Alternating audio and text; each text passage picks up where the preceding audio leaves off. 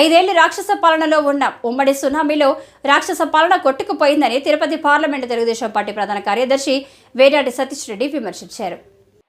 బుధవారం తెలుగుదేశం పార్టీ కార్యాలయంలో టీడీపీ అభ్యర్థి నిడవల విజయశ్రీ విజయం సందర్భంగా ఏర్పాటు చేసిన విలేకరుల సమావేశంలో సతీష్ రెడ్డి మాట్లాడుతూ నియోజకవర్గంలో ఉన్న డ్రగ్స్ మాఫియాను తరిమి కొట్టడం లక్ష్యంగా పనిచేస్తామని, శాంతియుత పాలనకు వైసీపీ సహకరించాలని, విజయశ్రీ విజయం కోసం కృషి చేసిన ప్రతి ఒక్కరికి ఆయన కృతజ్ఞతలు తెలిపారు. ఈ సమావేశంలో తిరుపతి పార్లమెంటు బీసీ సెల్ ప్రధాన కార్యదర్శి చిట్టేడు పెరుమాళ్లు కూడా పాల్గొన్నారు. ఎన్డీఏ కూటమిగా అవతరించి నిన్నటి రోజున సాధించిన విజయం కేవలం పార్టీలది మాత్రమే కాదు, యావత్ ఆంధ్రప్రదేశ్ రాష్ట్ర ప్రజలది.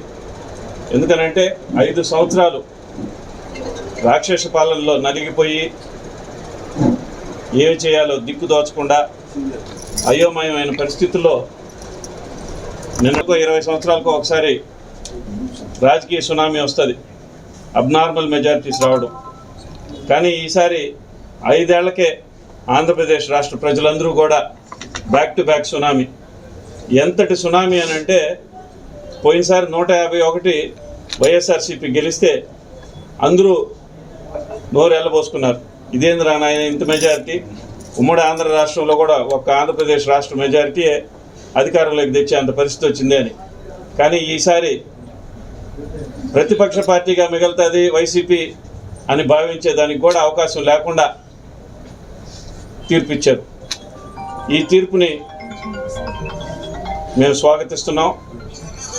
ప్రత్యేకంగా సూళ్లూరుపేట నియోజకవర్గంలో నెలవల విజయశ్రీ గారిని అభ్యర్థిగా అనౌన్స్ చేసినప్పటి నుంచి సూళ్లూరుపేట తెలుగుదేశం పార్టీ కుటుంబీకులందరూ, నాయకులు కావచ్చు, కార్యకర్తలు కావచ్చు, అభిమానులు కావచ్చు, వాళ్ళందరూ కూడా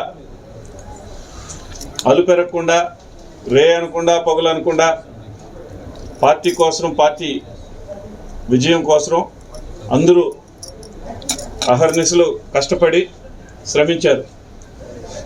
ఎలక్షన్లో పనిచేసిన వారే కాదు, 2019 తెలుగుదేశం పార్టీ అధికారం కోల్పోయిన తర్వాత ఈ 5 సంవత్సరాలు వైసీపీ పాలనలో సూళ్లూరుపేట నియోజకవర్గంలో తెలుగుదేశం కుటుంబీకులు అనేక రకమైన ఇబ్బందులు ఎదుర్కొని, కేసులు పెట్టించుకొని, కొన్ని దగ్గరలో వాళ్ళ పొలాలు, వాళ్ళ ఇళ్ళు